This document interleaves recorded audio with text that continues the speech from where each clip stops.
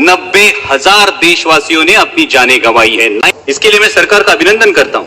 आज तक कोरोना की बीमारी की वजह से, लेकिन आप पर विश्वास रखकर उन्होंने उफ तक नहीं की।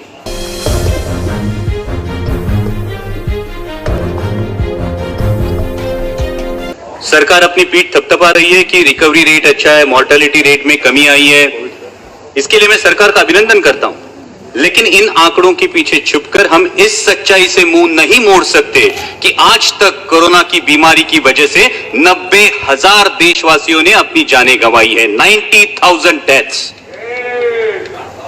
और इसमें इनडायरेक्ट डेथ, जैसे लॉकडाउन की वजह से सड़क पर चलते हुए माइग्रेंट लेबर्स की मौतें, कारोबार चौपट होने की वजह से परिवारों ने की हुई सामुदायिक खुदकुशियां, ऐसी मौतें शामिल नहीं है।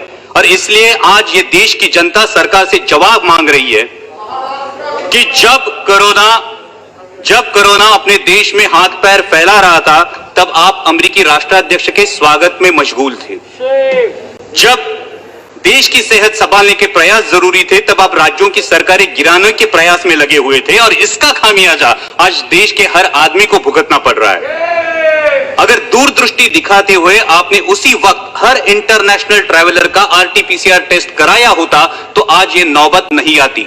और फिर आपने सरप्राइज इवेंट की तरह लॉकडाउन देश पर थोप दिया।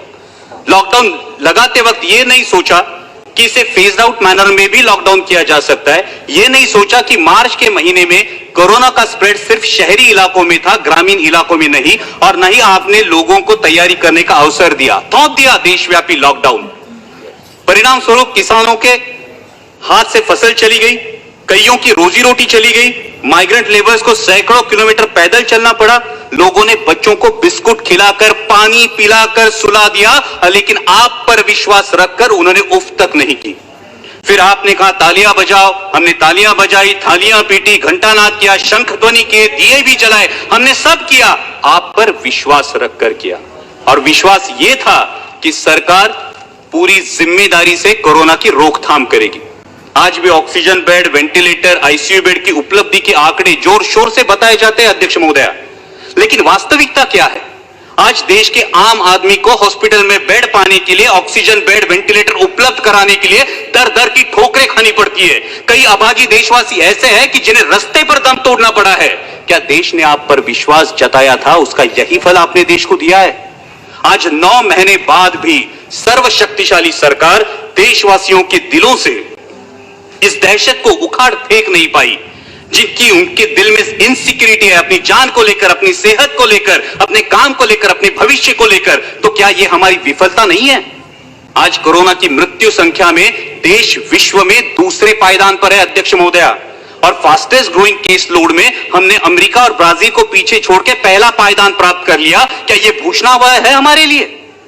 मैं सदन के माध्यम से अध्यक्ष महोदया स्वास्थ्य मंत्री जी से पूछना चाहता हूं कि क्या देश कम्युनिटी ट्रांसमिशन की फेज में है या नहीं? अगर इस सवाल का जवाब हां है, तो सरकार की सब पॉलिसीज फेल हो चुकी है, इसका यह सबूत है। और अगर इस सवाल का जवाब ना है, तो फिर प्रतिदिन 1 लाख के करीब केसेस कैसे पाए जाते हैं?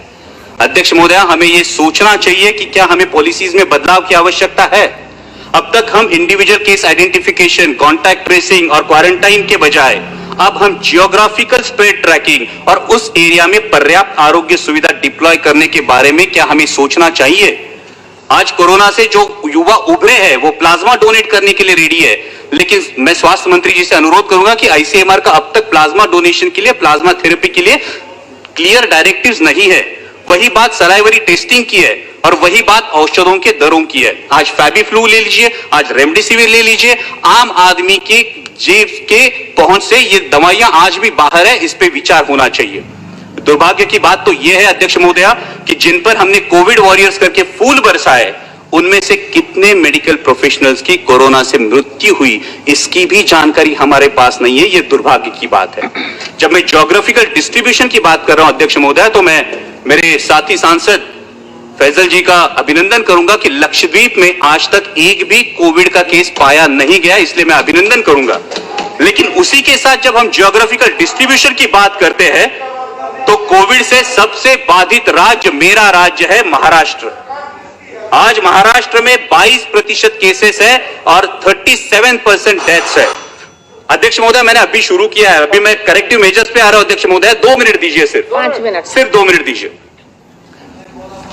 और जैसा सांसद अरविंद जी सावंत ने कहा, उस प्रकार से महाराष्ट्र सरकार पूरी तरीके से कोशिश कर रही है, आदरणीय शरद पवार जी के मार्गदर्शन में कर रही है। हमारे स्वास्थ्य मंत्री राजेश जी टोपे आए दिन फील्ड पर है, लेकिन WHO के अनुमान के अनुसार नवंबर दिसंबर में हालात और बिगड़ सकते हैं अध्यक्ष महोदया। और ऐसे में भारत सरकार ने 1 सितंबर से महाराष्ट्र सरकार की ventilators, PPE kits, testing kits, N95 mask, ये मदद पूरी तरह से रोक दी है।